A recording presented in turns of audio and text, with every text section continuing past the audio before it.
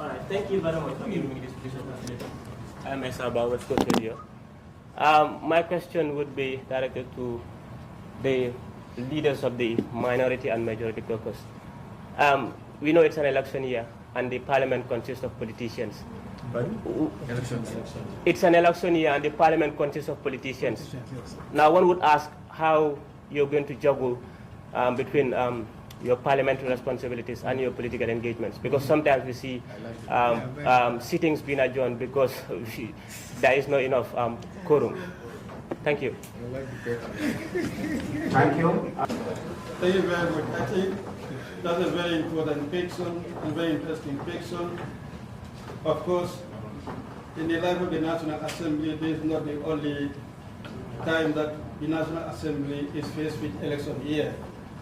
And the same way the National Assembly has been handling when it's election year, I believe we are going to continue the same spirit to amicably compromise our responsibility as parliamentarians alongside our political engagements.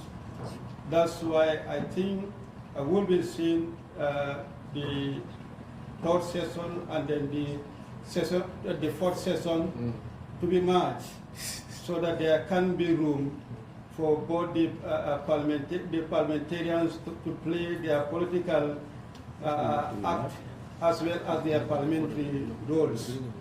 We are very much cautious of the fact that we are representing the people, and we owe them that due to fully represent them alongside our political engagement. Hopefully, we live up to both expectations. Thank you. Thank you very much, representative of the West Coast Radio, for that wonderful question. It's a very, very important question, of course, and I think the question came out of good intent. I want to reassure the entire citizenry that we remain highly committed in terms of service to this country. This is a rare privilege. We are chosen among staggering 3 million population to represent them in the National Assembly, to steer the affairs of this country.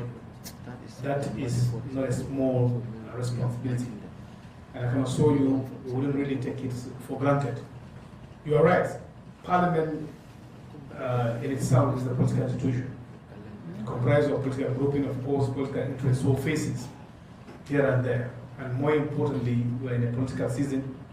You could see MPs also being really overwhelmed.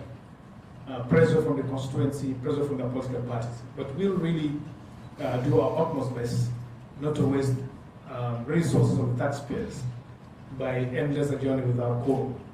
And then, like I said, we are before you here today to express commitment, and also try to express that we also echo similar concern with you, that we will really stay highly committed to ensure that we attend to business of the Gambian people. This is a business that you have sanctioned us, that you have paid us to do on your behalf, and such shouldn't be haphazardly done. And we will do everything humanly possible within our limits to make sure that when there is any upcoming political season, we try to come with modalities and mechanisms in terms of, like the minority that says, how to merge them together, at least so that at least what the Manikas will say, new kind of so far, so kind of new far, to make sure that we try to compromise stuff.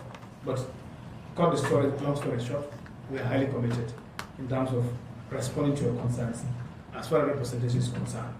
And we'll also talk to our various caucuses, of course. We are leaders of the 2 caucuses to call our members of caucus to really prioritize national engagement first than any other engagement. Any other engagement is secondary to the national engagement that you assign us to do so. And I can assure you, we will live up to expectation.